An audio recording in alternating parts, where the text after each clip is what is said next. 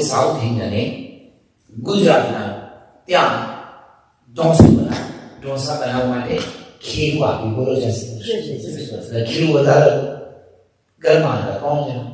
બેને પેલા બનાવ્યા ઢોસા, ખાધું તો ખીરું વધ્યું. બેને બીજા બનાવ્યા ઇડલી, ત્રીજા દિવસે બનાવ્યા મેંદુવડા, તોય વધ્યું તો હાંડવો બનાવ્યો. બોલો જય શ્રી કૃષ્ણ. એક જ ખીરામાંથી બધું બની ગયું છે. કેટલા સ્વરૂપો બદલાયા, પરંતુ એક જ સોનું સિક્કો હતો, એમાંથી કુંડળ પણ બની જાય, ગળાની માળા પણ બની જાય, હાથનું કડું પણ બની જાય, પણ અંતે તો સુવર્ણ જ કહેવાય ને. છે એકનું એક. મારા ભગવાન એક જ છે. એ જ પરમાત્માના અલગ અલગ અલગ અલગ અલગ સ્વરૂપ છે. ધ્યાન આપવું, હું જેને માનું છું એ પરમાત્મા ગઈકાલે હતા કે નહીં. પરમાત્મા એને કહેવાય જે સત્ય હોય. સત્ય શબ્દનો અર્થ છે ત્રિકાલમ આદ્યત્વમ સત્યત્વમ, જે પહેલા હતા, જે આજે છે અને જે ભવિષ્યમાં રહેશે, એને જ ભગવાન કહેવાય. ગુરુને ભગવાન ન કહેવાય, એ ન જ કહેવાય. બોલો જય શ્રી કૃષ્ણ. કારણ કે મારા ગુરુ કાલે હતા, એનો જન્મ થયો છે, જન્મ લઈને આવ્યા છે. પણ રામ વેદમાં પણ હતા, રામ અયોધ્યામાં પણ આવ્યા. જ્યારે પાર્વતીએ પૂછ્યું કે પ્રભુ તમે કયા રામની ભક્તિ કરો છો? દશરથ પુત્ર, અરે નામ, એ તેનું નામ છે. સચિન તેંડુલકર, સચિન નામ કઈ તેંડુલકર નથી આવ્યું, એની પહેલા કેટલાય સચિન થઈ ગયા. આ તો સચિન તેંડુલકર ફેમસ થઈ ગયો એટલે આપણને એમ લાગે કે સચિન નામ ક્રિકેટરમાં લાગ્યું, એની પહેલા કેટલાય સચિન હતા. રામ પહેલા, દશરથ પુત્ર રામ પહેલા. આપણા વેદોમાં બ્રહ્મ તત્વ માટે રામ શબ્દનો પ્રયોગ થયો છે. રામ એને કહેવાય કે આરામ આપે. કૃષ્ણ યશોદાના પુત્ર માટે જ પ્રયોગ છે એવું નથી. વેદમાં પણ કૃષ્ણ શબ્દનો પ્રયોગ છે. ત્યાં બ્રહ્મ તત્વ માટે કૃષ્ણ શબ્દનો પ્રયોગ આવ્યો.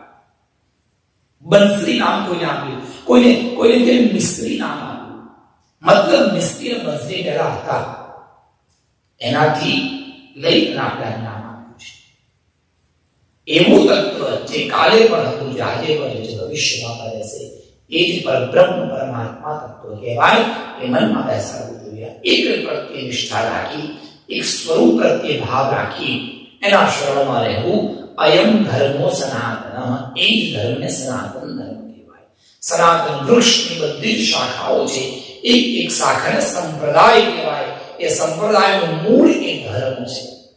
સંપ્રદાયમાં જો ધર્મ ન હોય તો એ સંપ્રદાય ન કહેવાય. એ બધાનું મૂળ એ ધર્મ છે. અને એ ધર્મ એવું કહે છે એક પ્રત્યે શ્રદ્ધા રાખો. એકની પ્રત્યે શ્રદ્ધા હોય તો એ વિશ્વાસ. પહેલું તત્વ બતાવ્યું પ્રહલાદે, શ્રદ્ધા.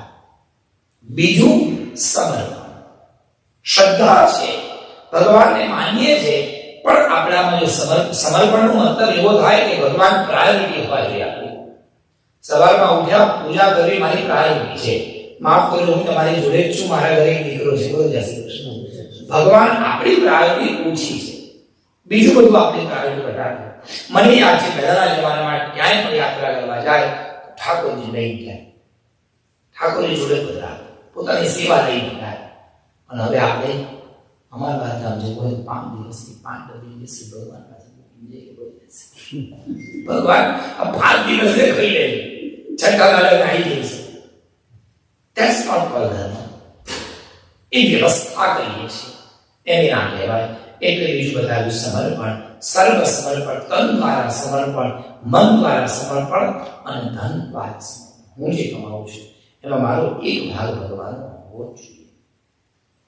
મારા ઘરમાં કઈ પણ વસ્તુ આવે તો પહેલા મારા ઠાકોરજીની વસ્તુ આવી જોઈએ. સજ્જનો, આ નિયમ તો બહુ જ રાખો. મારા ઘરમાં દિવાળીના ફટાકડા આવ્યા તો મારે પહેલા ફટાકડા મારા ઠાકોરજીના આવ્યા. મારા ઘરે દિવાળીમાં નવા કપડા આવે છે તો મારે પહેલા કપડા ઠાકોરજીના ખરીદવા.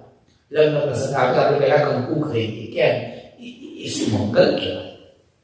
પ્રભુની ભક્તિ કરવી, એના પ્રત્યે સમર્પણ રાખવું. પહેલી શ્રદ્ધા, બીજું સમર્પણ, અને ત્રીજી વસ્તુ સૌથી ઉત્તમ છે, જે મને બહુ ગમે છે, એ છે ભગવાન પ્રત્યે ભાવ.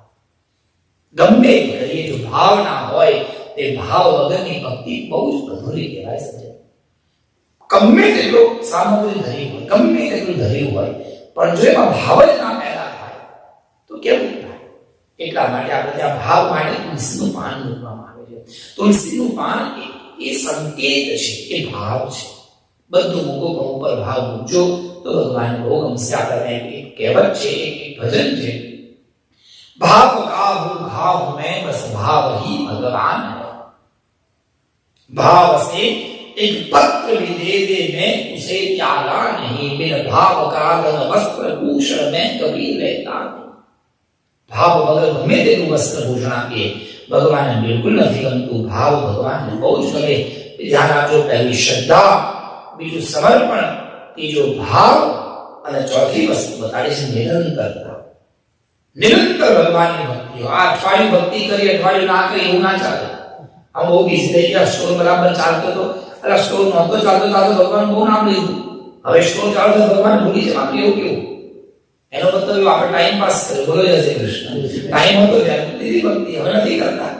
નિરંતર ભક્તિ હોવી જોઈએ. એક દિવસે કરી કે આ કેવળ મારો ઉપદેશ માટે આપણે બધાની માટેની આ વાત છે. હું પણ આપણે બધું સમજવા માટે બેઠા છીએ. આવા શ્લોકમાં નિરંતરતાનો ભાવ આપ્યો અને ચોથો બતાવ્યું આત્મસમર્પણનું શ્રેષ્ઠ. પાંચમો ભાવ બતાવ્યો તમારી આત્માનું સમર્પણ. આત્મસમર્પણનો ભાવ એવો થાય, ભગવાન આ બધું એટલા માટે કરું છું કારણ કે મારે મારી જાત તને સોંપી દેવી છે. આ ભાવ, આ ભક્તિ, આ શ્રદ્ધા, આ નિરંતરતા કઈ મારો સ્ટોર ચલાવવા માટે નથી કરતો, ભગવાન પૈસા માટે નથી કરવું. આ બધું એટલા માટે કરું છું કે મારે મારી જાત તને સોંપવી છે. મારે મારું સ્વયં, મારે મારું અહમ, મારે મારો ભાવ તને આપવો છે. એટલે આ બધું કરું છું. એને આત્મપ્રદ